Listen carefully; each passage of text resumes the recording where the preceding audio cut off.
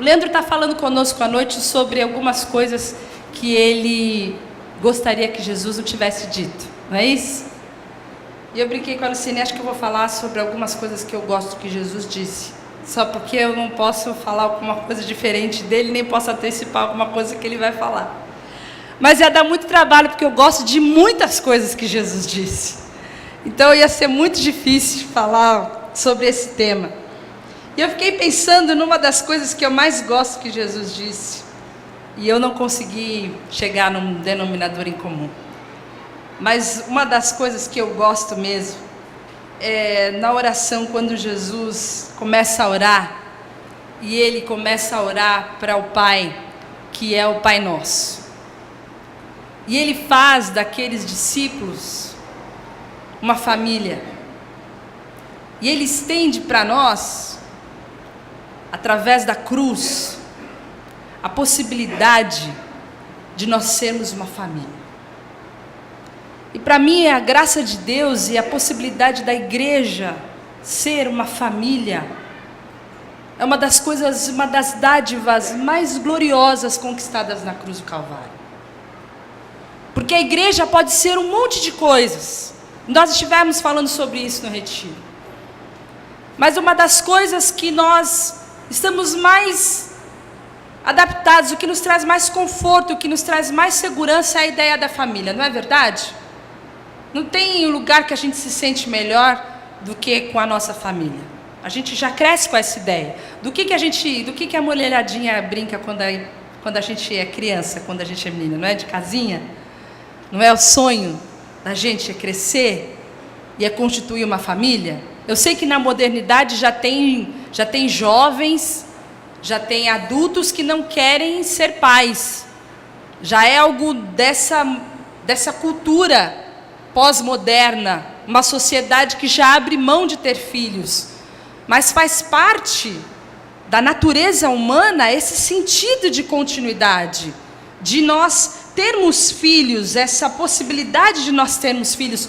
Todos nós entendemos a importância da família, todos nós entendemos, temos esse sonho, essa realização de sermos pais.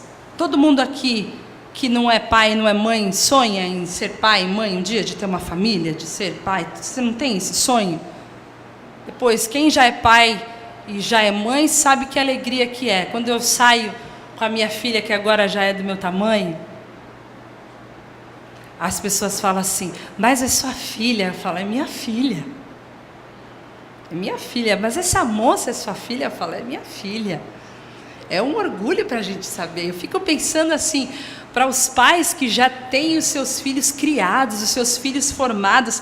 Em Provérbios 17:6 fala que os filhos dos filhos são uma coroa para os mais velhos. Os netos são como uma coroa. Quem tem netos aqui, a dona Zumira, então, está cheia de coroa, né, dona Zumira? É um orgulho, se é que a gente pode dizer assim, um orgulho do bem, né? Ter os seus filhos criados, essa alegria que completa, essa realização. Não é uma realização que a gente tem? A dona Emília sentada do lado do Mateus, o menino, não é? Um menino de ouro. Não é o orgulho esse menino? Todos nós, a gente pega emprestado esse orgulho aí do Mateus. É uma coisa que a gente tem. Essa realização que a gente tem. A aljava do Dudu, então. É uma coisa boa. E é engraçado porque ser pai e ser mãe é sacrifício. É osso. A gente se esforça. Não é fácil, não é brincadeira. A gente tem todo um desenvolvimento. A gente vê como é difícil, como é complicado. A gente entende, eu lembro como meus pais se esforçaram para criar os 3 filhos. Como foi difícil para ele. Quantas viagens nós deixamos de fazer porque eles decidiram dar uma boa educação, colocar os filhos na escola particular. Quantas vezes eu vi meu pai de madrugada com as contas todas abertas, coçando a cabeça, que ele coçava a cabeça. Quando a coisa estava preta, ele coçava a cabeça. Como é que ele ia fazer para saudar aquilo tudo? Como é difícil. Como, enquanto pais, a gente se esforça para poder dar coisas boas para os nossos filhos. E eu pensava, enquanto nós, adultos, progredimos, como a gente cresce e amadurece para chegar na condição de pais, para chegar na condição de abnegação, de poder fazer todo o esforço que a gente faz enquanto pais com a maior alegria que a gente pode fazer. A gente, enquanto é mocinho, mocinha que nem essas aqui, tudo que a gente quer é receber, é conquistar, é alcançar. Mas chega uma hora que todo o nosso desejo está canalizado em dar, em oferecer, em que eles conquistem, em que eles cheguem, em que eles avancem. E isso é fruto de uma progressão, isso é fruto de um amadurecimento. E, paralelamente, da mesma maneira, na nossa vida espiritual, existe também essa progressão. Da mesma maneira, nós que entramos no reino de Deus enquanto meninos, temos um amor de meninos, nós vamos crescendo e vamos amadurecendo e vamos recebendo um amor gerado pelo Espírito Santo até alcançar esse amor doador, esse amor de abnegação, esse amor de serviço. Paulo foi alguém que teve um amadurecimento espiritual e conseguia ver na vida dele esse crescimento e esse amadurecimento. Em 1 Coríntios 13, 11, ele fala, quando eu era menino, eu falava como um menino, eu pensava como um menino, eu raciocinava como um menino. Quando eu me tornei homem, eu deixei para trás as coisas de menino. Quando a gente entra na porta do reino de Deus, quando a gente nasce no reino de Deus, todo mundo nasce menino. Todo mundo nasce bebê espiritual, todo mundo nasce com todas as possibilidades de crescer espiritualmente. Todo mundo nasce com necessidade de ser amado. Todo mundo nasce com necessidade de ser querido, de ser recebido, de ser aceito por Deus como Pai. E vai crescer e se desenvolver espiritualmente. Todo mundo vai ser protegido, todo mundo vai se achegar a Deus. E depois do nosso desenvolvimento espiritual, nós vamos crescer. Nós vamos ter uma intimidade maior com Jesus. Nós vamos conhecer a sua palavra. O Espírito Santo vai gerar algo diferente no nosso coração, uma intimidade mais especial. E aí nós vamos entender, numa intimidade mais próxima com Jesus, o que ele quis dizer lá em João 15, quando ele fala, eu já não chamo vocês servos, mas eu chamo vocês amigos. Então cresce e amadurece um pouco a nossa relação, e o Espírito Santo nos leva a vivermos um novo tipo de experiência. Uma experiência de um amor mais maduro. Um amor que nós falávamos hoje de manhã, onde a gente expande o nosso amor. Onde o nosso amor por Deus é expandido. Onde nós conhecemos a palavra de Deus, nós obedecemos a palavra de Deus. Onde nós podemos amar os nossos irmãos. Onde nós entendemos o que é a igreja, o significado da igreja. E aí então nós alcançamos esse terceiro estágio do amor. Que é um amor muito parecido com esse amor que eu falava que os pais têm pelos seus filhos. Que é o amor do serviço. Que é o amor da abnegação. Esse sentimento que Jesus tinha de ajudar, de amparar, de servir e de repartir. Quando eu não sou mais menino. Quando eu não preciso mais de papinha. Quando eu não venho mais só para receber.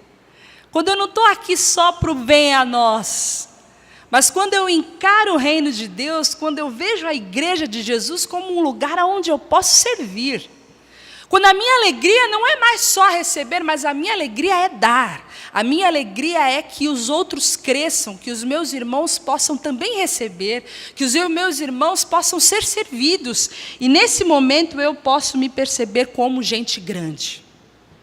É isso que João falava? Em 1 João 3, versículos 16 a 18, nisto conhecemos o que é o amor.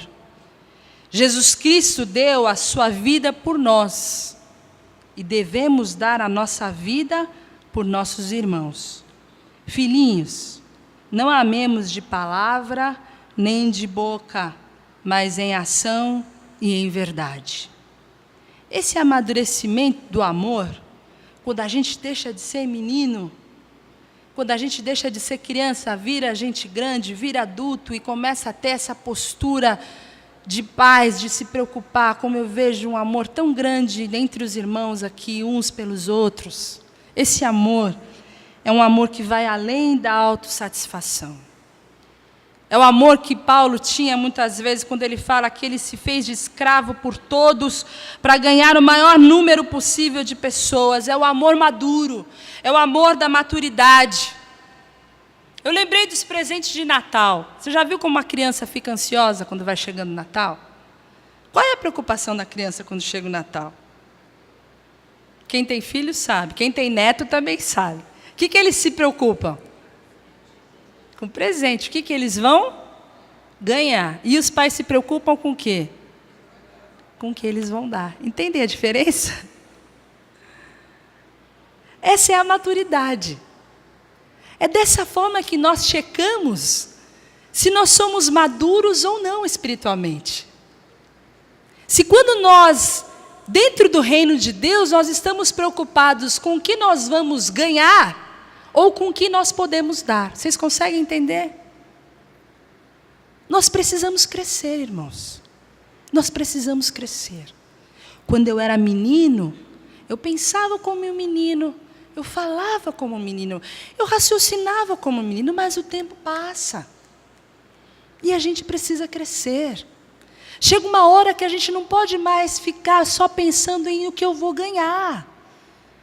Eu preciso crescer e amadurecer, e diante do reino de Deus, das verdades do Evangelho, a minha posição é no que eu vou dar, o que eu posso oferecer, qual a minha preocupação, como que eu vou me posicionar para oferecer para Deus, para oferecer para o meu irmão, para ser útil na comunidade, para servir os irmãos.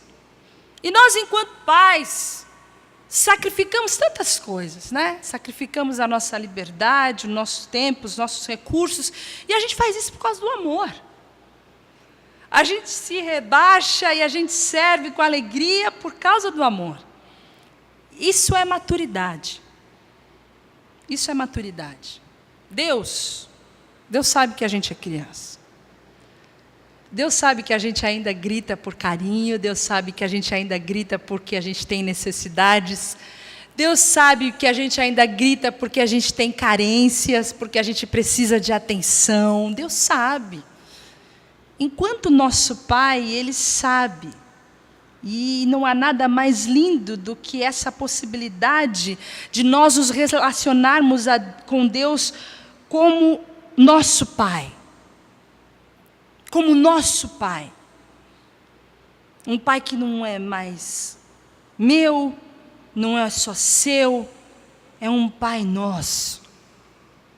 Porque todos os relacionamentos que nós temos são relacionamentos baseados no mérito, baseados na conquista.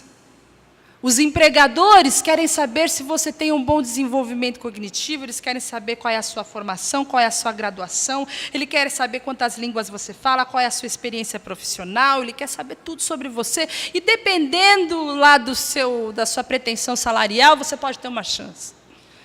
Se entra numa loja, eles vão ver se você está bem vestido, e se entrar um sujeito melhor vestido junto com você, eles vão atender o outro. A maior chance. Seu atendente do banco vai te atender de acordo com quanto tem no seu saldo bancário naquele dia. O mundo está todo relacionado com mérito. Até os nossos amigos, nós buscamos amigos que são parecidos com a gente, mas não na família. Na família não é assim.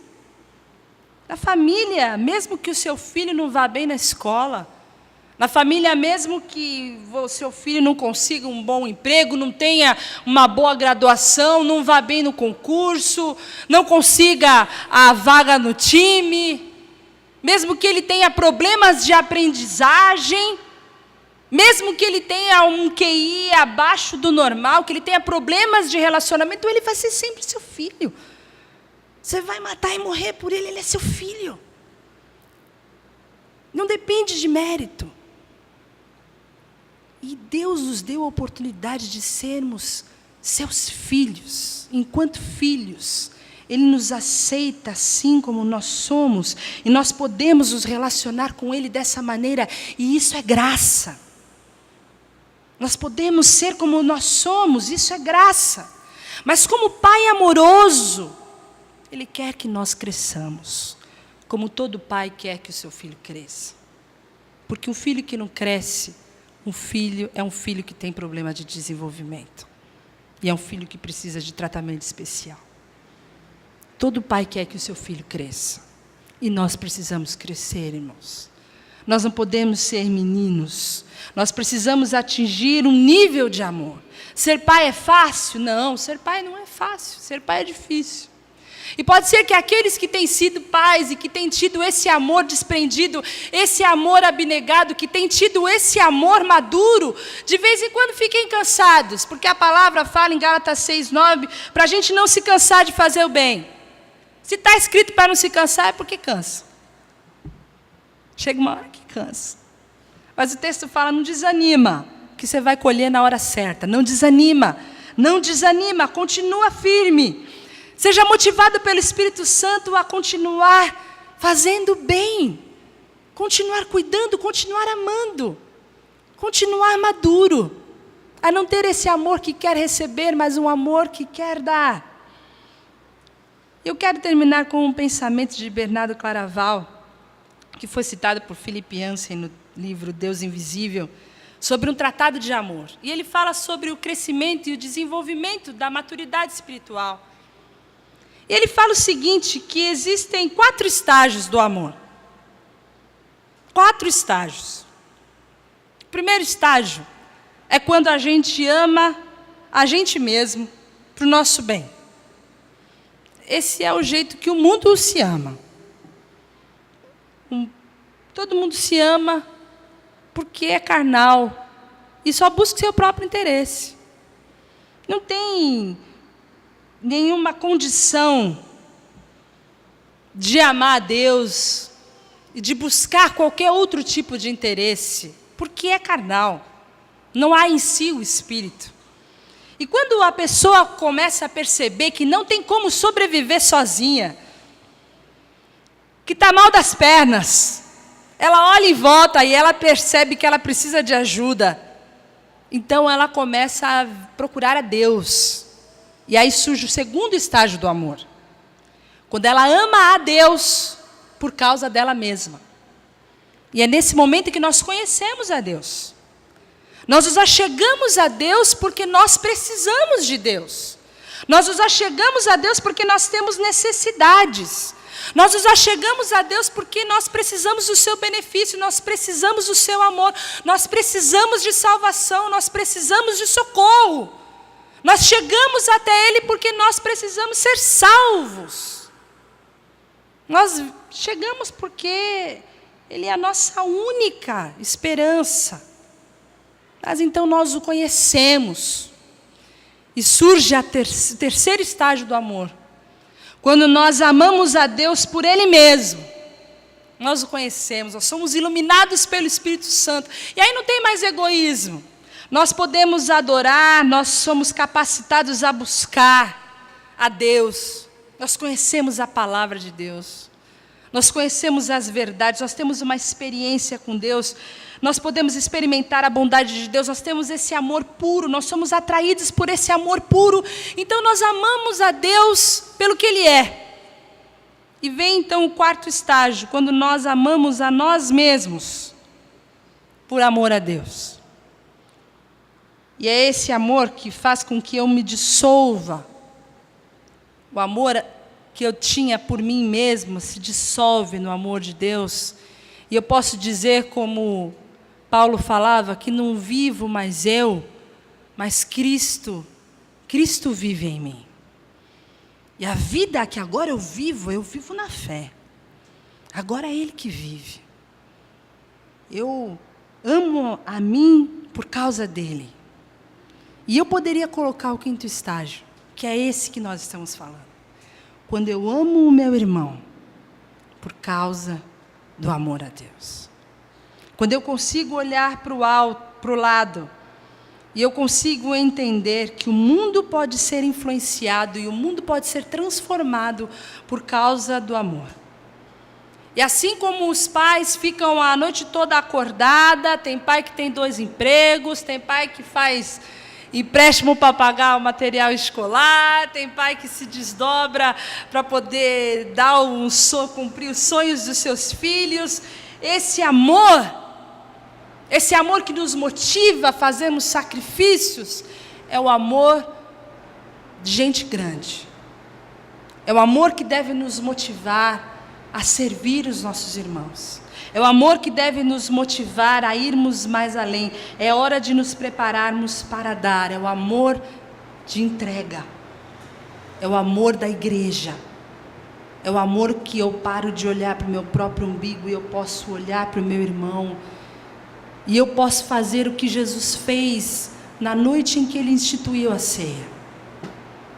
Na noite em que Ele instituiu a ceia, Ele não amou a si mesmo. Ele ia ser morto. Ele sabia tudo o que Ele ia sofrer. Ele sabia todas as coisas. Ele conhecia todas as chibatadas que Ele ia tomar. Ele conhecia todas as escarradas que Ele ia tomar. Ele sabia o sofrimento e a injustiça do julgamento que Ele ia sofrer. Ele sabia da separação que Ele sofreria do Pai. Ele sabia tudo o que Ele ia sofrer. Mas naquele momento da prévia, de toda a injustiça, de todo o sofrimento, o que Ele fez, irmãos? Ele tirou a sua veste, Ele pegou um balde, Ele pegou uma toalha, e Ele lavou o pé daqueles discípulos que discutiam entre si qual deles que era o maior. Que discutiam entre si quem dentre eles era o mais importante. Essa atitude de Jesus nos ensina como nós precisamos crescer em amor. Como nós precisamos aprender a amar. Como filhos, nós temos um Pai que nos aceita, irmãos. Que nos ama independente de quem nós somos. Independente dos nossos méritos. Ele compreende as nossas limitações. Ele não nos julga.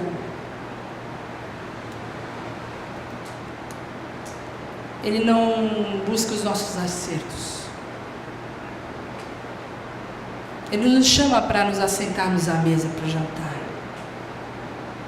Essa noite é a noite de festa. Nós somos todos convidados. Ele é o nosso Pai. Mas enquanto filhos, nós precisamos crescer.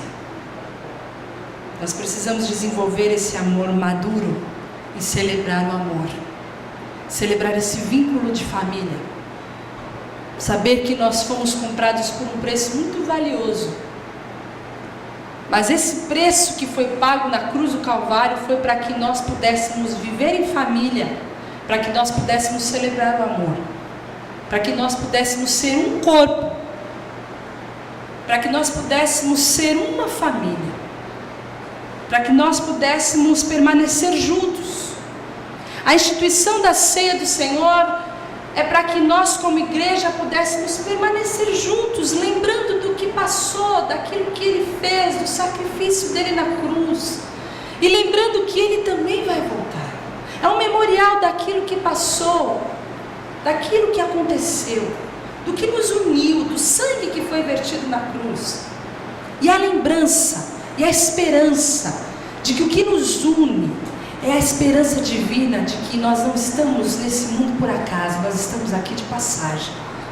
Porque o nosso destino é a glória, a esperança da glória. Nós aguardamos o dia em que Ele vai voltar para nos buscar. E nós como igreja vamos estar todos juntos congregados em novos céus e nova terra. Ele disse: eu vou voltar para buscar vocês. E essa é a nossa esperança. como filhos, nós precisamos crescer e receber de Deus o amadurecimento desse amor, para que possamos, como igreja, amar uns aos outros, junto com a instituição da ceia do Senhor. Jesus deixou um novo mandamento, e tudo isso é para que eu possa chegar nesse versículo, que nós possamos nos amar como Ele nos amou. Isso é coisa de gente grande. E se nós tomarmos a ceia do Senhor sem esse entendimento do que a ceia significa, vai ser só mais um ritual, irmãos. Você entende?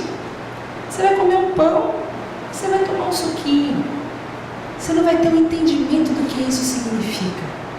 Ele deu o seu corpo, Ele foi partido por nós, Ele se entregou por nós, para que nós pudéssemos ser uma família, para que nós pudéssemos ser irmãos, para que nós pudéssemos viver em amor. E o mandamento que Ele deixou para que nós cumpríssemos foi que nós nos amássemos como Ele nos amou. Por isso, a minha oração é que ao cumprirmos essa ordenança nessa noite, nós possamos fazer com consciência, que ao compartilhar com o seu irmão o cálice, você possa viver e declarar esse amor, celebrar esse amor que foi conquistado na cruz do Calvário, essa oportunidade que nós temos de sermos irmãos, essa família eterna que foi constituída lá na cruz do Calvário, e clamar ao Espírito Santo que desenvolva e amadureça esse amor, para que possamos nos achegar diante de Deus, não só para receber, mas principalmente para dar, para falar para o Senhor: eis-me aqui, para que o Senhor me use, para que eu possa ser uma referência, para que eu possa ser um farol, para que eu possa ser uma ponte, para que eu possa ser um canal desse amor, em nome de Jesus. Vamos orar, irmãos. Senhor, nós nos colocamos diante de Ti, pedindo que o Senhor, através do Teu Espírito Santo, possa nos ajudar a cumprir o Teu mandamento, Senhor, porque nós Te amamos e nós queremos Te obedecer. Nós queremos Te amar sobre todas as coisas, e nós queremos amar os nossos irmãos, e nós queremos viver a prática desse amor. E eu quero Te agradecer, ó Deus, por essa comunidade de irmãos e de amigos, de pessoas entrelaçadas, ó Deus, por cada grupo, por cada família, ó Deus, por cada amizade, por cada vínculo que existe entre nós. Pedir, ó Deus, que o Senhor possa nos unir cada vez mais, ó Deus, o Senhor possa nos estreitar cada vez mais, o Senhor possa fazer um só o nosso coração, o Senhor possa fazer um só o nosso sentimento, um só o nosso pensamento, o Senhor possa fazer com que nós possamos nos importar uns com os outros, cuidar uns dos outros, ó Deus, o Senhor possa unir as famílias, o Senhor possa unir os jovens, unir as crianças, unir os ministérios, ó Deus, para que nós, enquanto igreja, enquanto comunidade local, possamos viver essa realidade, Senhor, que o Teu Espírito nos leve a vivermos essa verdade em nome de Jesus, a vivermos com essa consciência, ó Deus, que possamos celebrar essa ceia com esse sentido, com esse coração de que o Senhor conquistou na cruz muito mais do que nós temos vivido, ó Deus, e que possamos entender e viver no nosso dia a dia esse amor verdadeiro, para que o mundo creia, para que o mundo veja, para que o mundo seja impactado, para que o mundo, Senhor, possa ser atingido por esse amor, a começar em nós, que os nossos corações sejam quebrados, que os nossos corações sejam tocados, e que o Senhor faça de nós um só corpo, que o Senhor faça de nós um só coração, que possamos viver numa só fé e num só Espírito, em nome de Jesus. Amém.